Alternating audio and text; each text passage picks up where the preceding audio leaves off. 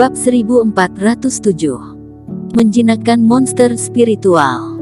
Lebih dari itu, Chongli tersenyum. Setelah binatang ini dijinakkan oleh kultivator, dia akan memuaskan keinginan kultivator.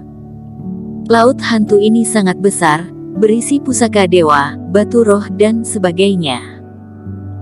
Saat itu, selama kamu buka mulut, dia akan mencarinya untukmu. Tentu saja binatang buas ini telah berevolusi dan memiliki IQ rendah, yang dapat ditemukannya sepenuhnya bergantung pada jodoh. Tapi dengan keuntungan seperti ini, bagaimanapun bisa dianggap sebagai berkah, kata Chongli. Huike mengangguk. Persembahan harta karun dari monster pelindung suci adalah kepentingan sekunder.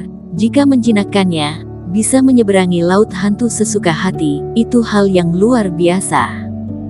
Apakah sulit untuk menjinakkan makhluk ini? Kata Erikin.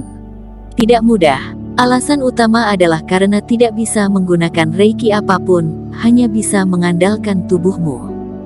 Chongli berkata. Ops. Saat mereka bertiga sedang berbicara, seorang kultivator melompat ke laut hantu. Monster pelindung suci bersorak dan berenang di bawah laut untuk mengangkat pemuda itu. Lihat itu, kegembiraan akan segera dimulai, kata Chongli. Monster pelindung suci menopang pemuda itu dan mulai berenang dengan cepat ke kejauhan, sambil tubuhnya bergoyang ke kiri dan ke kanan, bahkan berputar. Kultivator muda itu tiba-tiba merasa seperti kapal datar di tengah angin kencang, bergoyang hampir jatuh. Bertahan beberapa detik, hanya terdengar suara teredam kultivator itu langsung menuju ke bawah, dan terlempar ke laut seperti daun bawang, terlihat sangat menggenaskan. Pemandangan ini segera menyebabkan banyak kultivator di kapal dewa tertawa. Dan monster pelindung suci seperti seorang pemimpin besar yang kembali dari kemenangan, menyemburkan air dari hidungnya, dan matanya penuh dengan kemenangan. Monster pelindung suci ini, aku tidak menyangka akan sesulit ini mengatasinya. Wajah kultivator itu agak merah. Dia juga master distraksi fase kelas atas. Biasanya dia sering berurusan dengan monster iblis. Menurutnya dia punya banyak pengalaman, tapi dia tidak menyangka akan kehilangan muka di depan semua orang. Dia terbang dari laut dan mendarat di monster pelindung suci lainnya. Tapi tidak menyangka sekeras apapun dia mencoba kali ini, monster pelindung suci di bawahnya tetap tidak bergerak, dengan sepasang mata kura-kura menatapnya dengan jijik dan mencemooh. Bagaimana kondisinya? Kultivator ini tiba-tiba menjadi agak konyol. Teman kultivator, kamu sebaiknya naik kembali. Monster pelindung suci ini emosional, selama kamu gagal sekali, mereka tidak akan membiarkanmu mencoba lagi, dan mereka akan mengingat nafasmu, tidak peduli bagaimana kamu mengubahnya, itu tidak berguna. Chongli berteriak saat ini. Binatang sialan ini. Kultivator itu tidak punya pilihan selain mencoba lagi, dan menemukan bahwa monster pelindung suci tidak bergerak dan hanya bisa terbang ke atas. Pada saat ini, seorang pria paruh-baya dari perkumpulan laut hantu terbang keluar dan berkata, semuanya, monster pelindung suci ini tidak berbahaya bagi manusia, tetapi bukannya tanpa amarah. Perkumpulan laut hantu kami akan menghentikan kapal selama 3 jam. 3 jam ini sudah cukup bagi semua orang untuk mencobanya, tapi jika gagal jangan melampiaskan amarah pada monster pelindung suci. Kalau tidak, jika monster pelindung suci marah, akan membawa malapetaka bagi kapal dewa. Jadi, jika ada yang melakukan hal semacam ini, perkumpulan laut hantu kamu akan bertindak atas orang ini tanpa memperdulikan siapa dirinya. Ini demi keselamatan semua orang, kami hanya bisa mengusirnya, berharap kalian tidak mempersulit kamu untuk melakukannya. Hati semua orang bergetar, memang ada sebagian orang yang berniat menggunakan kekuatannya untuk menyiksa monster pelindung suci untuk menjinakkannya. Tapi sekarang sepertinya itu tidak berfungsi. Mengembara sendirian di laut hantu sama sekali sama dengan mencari kematian. Pria perkasa itu tidak banyak bicara, Setelah dia selesai berbicara, dia berbalik dan terbang pergi. Dan mata semua orang kembali tertuju pada sekelompok monster pelindung suci. Aku akan mencobanya. Aku juga ikut.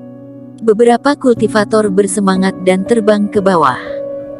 Mereka tidak perlu memilih, saat jatuh, tentu saja monster pelindung suci bersuara riang dan berinisiatif menangkap mereka.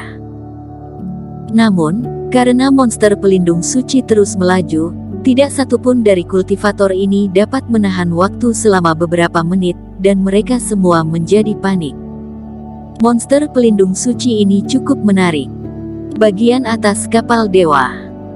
Cindiana Liang dan Maple Ye juga berjalan ke haluan, menyaksikan kultivator jatuh ke air di bawah. Cindiana Liang mengatupkan mulutnya. Apakah Putri Cindiana ingin mencobanya? Kultivasimu sangat bagus, mungkin ada kesempatan. Maple Ye tersenyum. Lebih baik lupakan aku. Jika aku jatuh, takutnya akan terlihat sangat jelek dan memalukan, membuat semua orang tertawa. Cindiana Liang menggelengkan kepalanya, lalu berkata dengan penuh minat, tapi aku penasaran apakah ada yang benar-benar bisa menjinakkan monster pelindung ini suci. Kalau ada maka orang ini pasti sangat lihai. Mata Maple Ye berkedip dan tidak segera berbicara, hanya menatap monster pelindung suci. Lebih baik aku coba.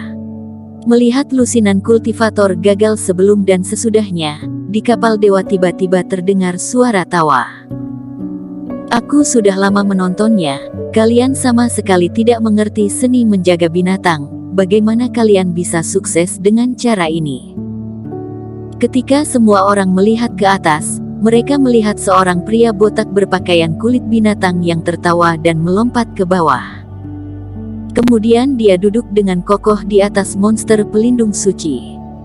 Anak kecil, lompat dan biarkan aku melihat apakah kamu bisa mengusirku. Seolah merasakan kekuatan pria itu, monster pelindung suci menggeram pelan dan bergerak cepat. Air laut terciprat ke samping, dan monster pelindung suci ini secepat kilat. Bagaimanapun, tidak peduli bagaimana dia bergoyang, atau bahkan berguling, si botak tetap tidak bergerak. Pada akhirnya monster pelindung suci itu mengeluarkan gelembung air dan benar-benar tidak bergerak. Tunduk. Semua orang terkejut melihat pemandangan ini. Bertahan lebih dari setengah jam, orang ini adalah orang pertama yang berhasil. Aku kenal orang ini. Dia orang yang kuat di sekte monster pelindung kerajaan selatan.